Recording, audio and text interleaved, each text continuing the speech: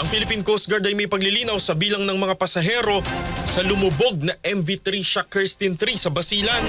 Kasama natin sa balita si Radyoman Mirasol Montesa ng RMN Zamboanga.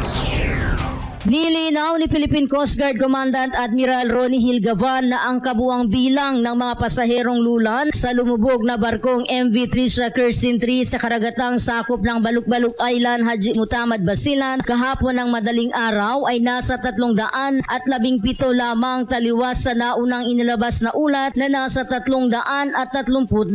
Sinabi ni Admiral Gaban na sa pinakahuling tala ng Philippine Coast Guard, 18 ang nasawi, 10 ang nawawala pa, habang nasa 316 naman ang na-rescue. Palabas sa further validation ng Coast Guard Station, Zamboanga.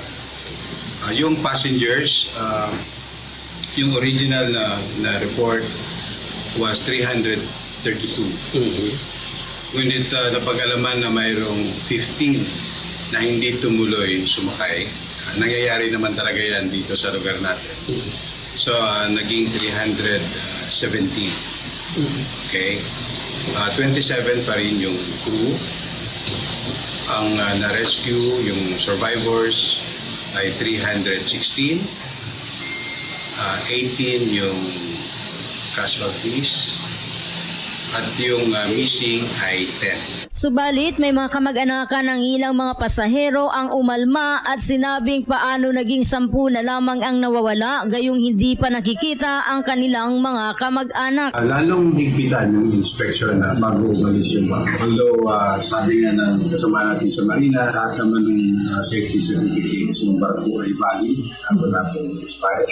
Ngunit para mas lalong makasiguro, natasan ko ang ating mga tauhan na lalo pang pag-itingin ng pre-departure inspection. Kasama mo mula rito sa DXRZ RMN Zamboanga, Radyoman Mirasol Montesa, Tatak, RMN. RMN Network News.